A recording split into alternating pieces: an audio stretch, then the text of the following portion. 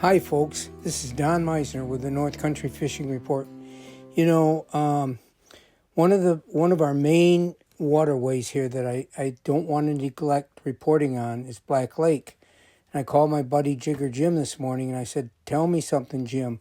Is there anything new with fall fishing that has come about in Black Lake? He said, well, I've had, but this is just hearsay because I don't know these people well enough to say it's gospel. But they claim the crappie fishing is really getting quite good right now.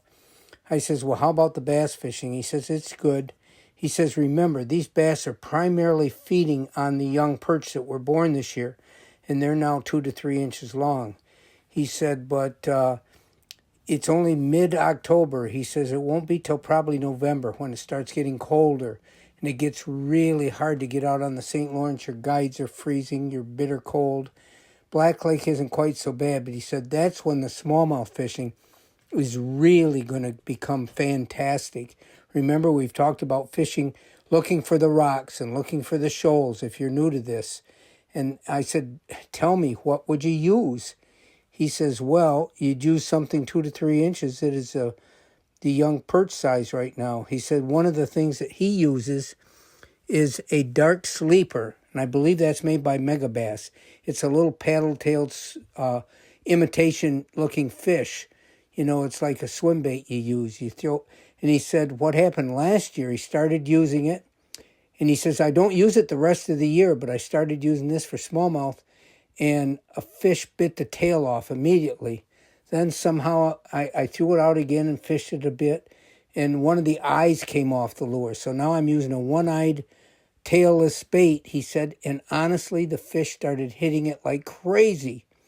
He said they annihilated this bait. And he said, I don't know if it represents the fact that maybe as it's getting colder, those fish are getting colder too, but they're feeding. They're really feeding up. They don't want as much movement. They don't respond to as much like that paddle tails paddling back and forth, which is what the dark sleeper had initially before somebody bit it in half.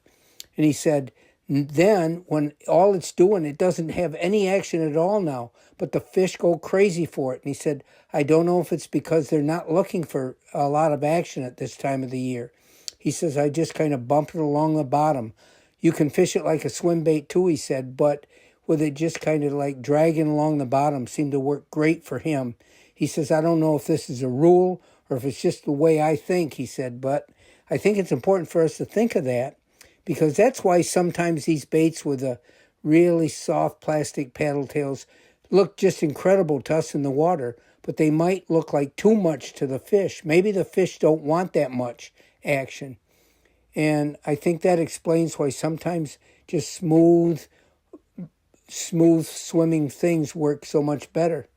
But it's something to think about. But just remember this, Black Lake in November becomes incredible smallmouth fishing. He said, honestly, it is really, you got to experience it to believe it. And I remember years ago when Tom Fischel had a store there in Edwardsville, like an all-in-one grocery type place.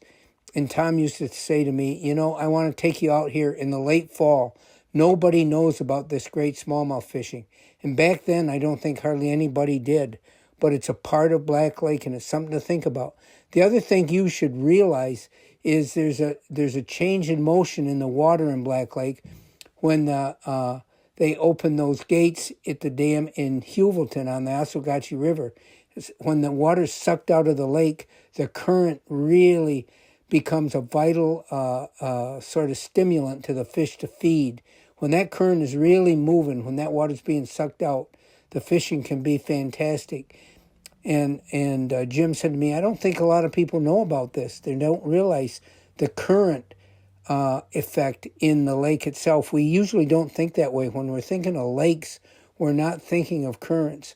But most big bodies of water, most lakes do have different currents running through them. And it's important that you come to learn that and sort of gear your fishing around that. Until next time, folks, this is Don Meissner with the North Country Fishing Report.